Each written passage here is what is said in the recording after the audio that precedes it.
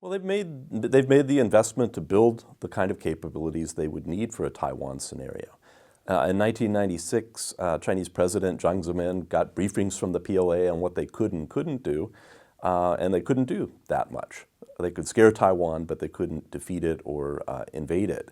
So they've made the commitment to try to develop those capabilities, and some of the things they've developed are a much more capable missile force with both ballistic missiles and cruise missiles, now a lot more accurate and capable of targeting a lot of things in Taiwan.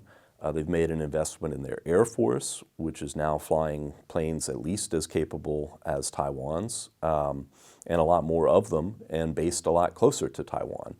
So I think the sense is that in a conflict over Taiwan, Beijing would pretty quickly gain air superiority and take the Taiwan Air Force out of the fight. They've made a big investment in naval capabilities and improved the lethality of it and its ability to defend itself, which used to be a big weakness.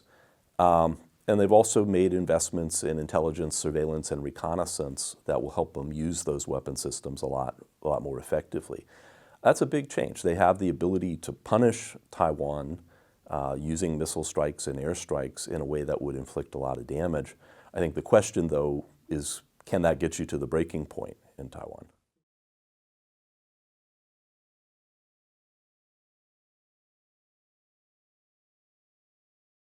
Well, one of the big questions is whether the United States will be in the fight. We don't have a treaty commitment to Taiwan, but we have said that this is a matter of security concern for the United States.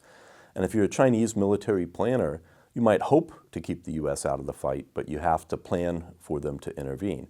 And that greatly increases the complexity of the operation.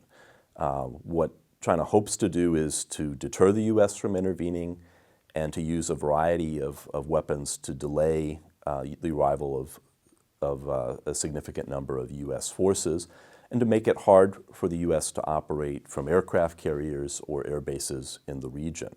So that's one piece of where they have been investing in a range of precision missile systems, and an anti-ship ballistic missile which can target U.S. carriers. So that's one piece, is dealing with U.S. forces and trying to deter them or delay their arrival on the scene. China today can certainly inflict a lot of damage on the island, but if you really want to plan for the contingencies, you have to be able to get forces across the Taiwan Strait, invade and conquer the island, and that's still a big challenge. That kind of amphibious assault operation across that kind of distance is one of the most complicated operations you can ever do in a war. And I think today China still doesn't have all the capability that they would need. In particular, they don't have the amphibious sea lift or some of the airlift capabilities needed to cross that water. And to conduct that kind of a landing operation when somebody is shooting at you is a very difficult and dangerous thing to do. I think they are working on those capabilities notionally with a 2020 timeframe to try to develop it, but it's going to be a challenge.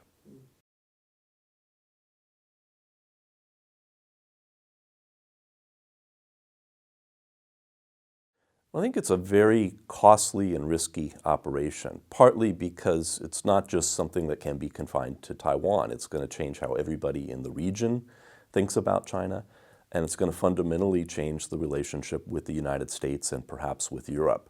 So a decision to do this isn't something that Beijing would undertake lightly. I think the most likely circumstance is if a Taiwan leader did something that called the legitimacy of the Communist Party into question, particularly declaring independence in a way that Beijing decided they couldn't stand. And under those circumstances, the leadership in Beijing might decide they had no other choice but to use force.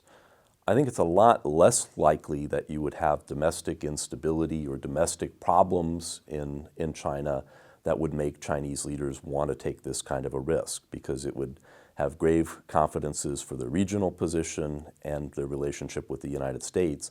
And so in effect, you'd be making an unstable situation worse. And what you would get, even if you were successful in conquering Taiwan, I don't think would overcome those downsides.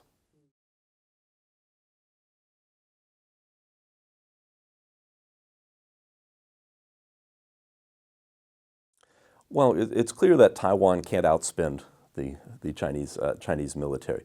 But there are some things that they can do that are pretty important. One of them is resilience.